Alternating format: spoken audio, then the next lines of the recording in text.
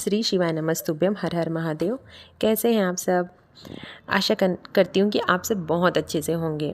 यदि आपने मेरे चैनल को सब्सक्राइब नहीं किया है तो आप सबसे पहले मेरे चैनल को सब्सक्राइब कीजिए, लाइक कीजिए और ज़्यादा से ज़्यादा शेयर कीजिए, क्योंकि जितना शेयर करेंगे हम सबको इस शिव महापुराण की कथा के बारे में जो भी उपाय हैं वो ज़्यादा से ज़्यादा सुनने मिलेगा और हम उस उपाय को करके अपने जीवन में बहुत सारे बदलाव ला सकते हैं।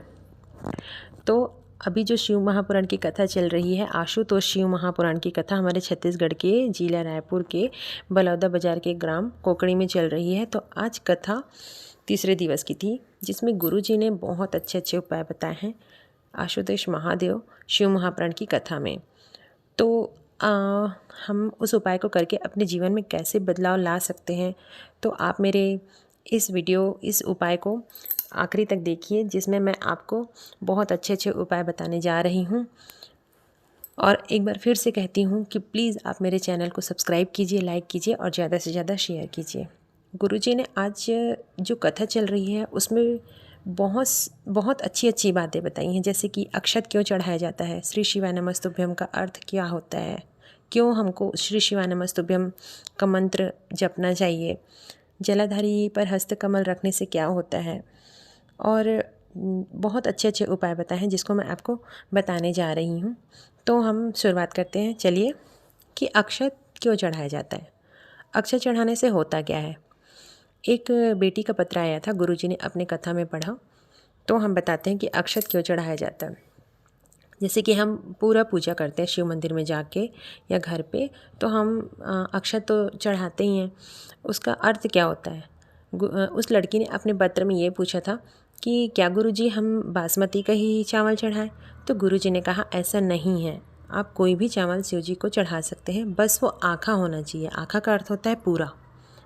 तो आप जब भी शिव जी को चावल समर्पित करते हैं तो वह पूरा होना चाहिए, भले ही वो एक ही दाना क्यों ना हो, क्योंकि शिव जी को कुछ भी चीज़ फूटा हुआ या टूटा हुआ नहीं समर्पित किया जाता।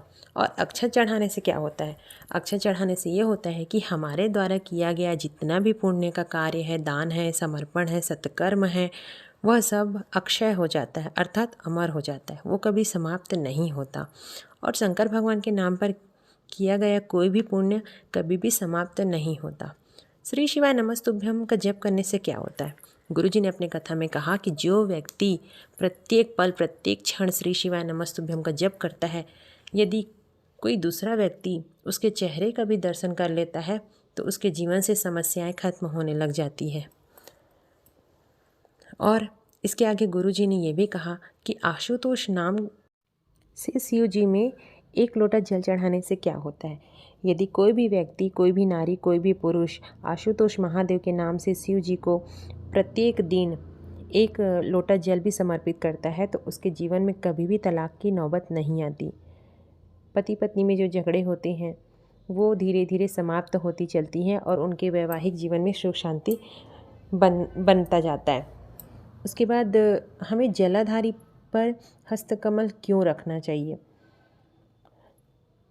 क्या होता है, जब हम मंदिर जाते हैं तो शिव जी को जल अर्पित करते हैं, शिव जी की पूजा करते हैं, शिव मंदिर की साफ़ सफाई करते हैं, तो हमको आखिरी में करना क्या है। हमको ये करना है कि जैसे ही हम शिव जी को जल समर्पित करें, उसके बाद जलाधारी से जब जल नीचे चले जाए तो जो हमारा हस्तकमल होता है उसको जलाधारी के ऊपर में रख कर पंचाक्षर मंत्र का जप करना चाहिए प्रतिदिन। उससे क्या होगा, उससे हमारे जीवन में सुख शांति हमेशा बने ही रहता है।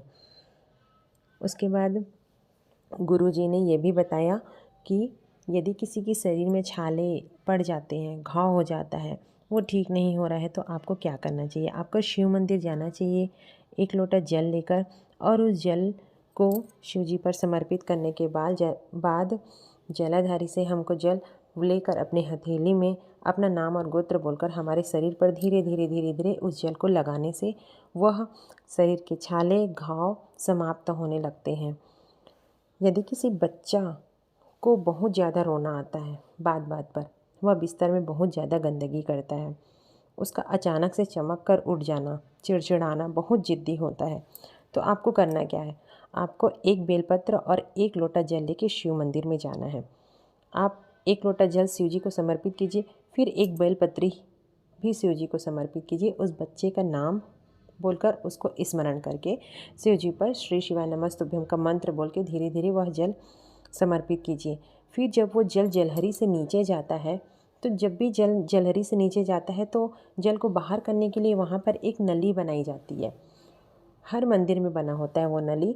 फिर उसी नली से हमको थोड़ा सा जल उठाना है और उस बच्चे के मुख पर उस जल को आचमन कराना है, या आप उस जल को घर लेकर आइए, आकर के उस बच्चे को रोज़ आचमन कराइए। इससे क्या होगा कि उसका जो बिस्तर में जो गंदगी करना है, रोना है, चमकना है, चिड़चिड़ाना है, वह धीरे धीरे कम होता जाएगा।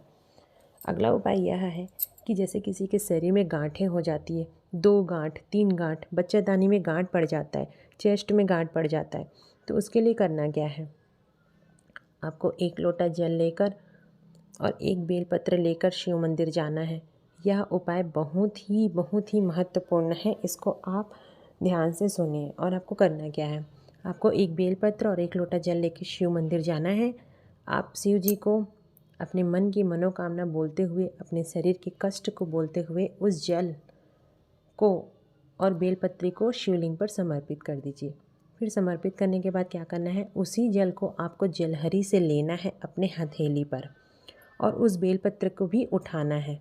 और उठाने के बाद जो शिव मंदिर का जो चौखट होता है, अर्थात जो द्वार होता है जिसको दरवाज़ा भी बोलते हैं, वहाँ पर क्या होता है, भगवान शंकर के गण बैठे होते हैं जिनको मणिभद्र के नाम से जाना जाता है।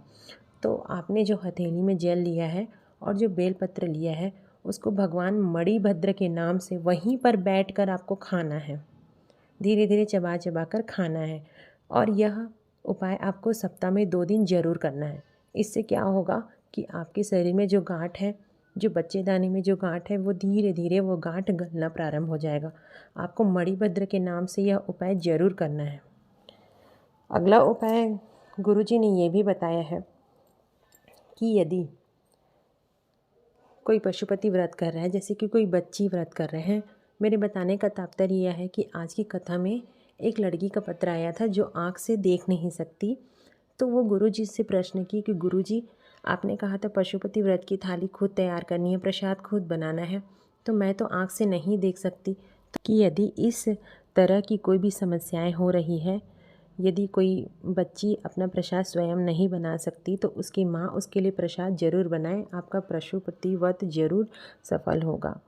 और अगला बात ये भी बताए हैं कि यदि किसी की हृदय, चित्त, बुद्धि खराब चल रही हो, मन खराब चल रही हो, बहुत बुरा लग रहा है किसी चीज़ को सोचकर, तो आपको क्या करना है, आपको 1 लोटा जल लेकर शिव मंदिर में जाना है और श्री शिवाय नमस्तुभ्यम का एकदम धीरे धीरे उच्चारण करते हुए आप 1 लोटा जल धीरे धीरे शिव जी को समर्पित करना शुरू कर दीजिए।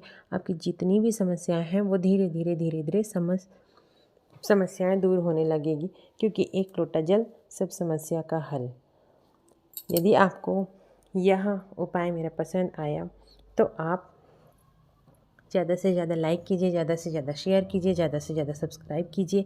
यदि आपको कुछ समझ नहीं आए तो आप मुझे कमेंट्स करके भी पूछ सकते हैं, मैं आपके पूरे सवालों का जवाब दूंगी। धन्यवाद।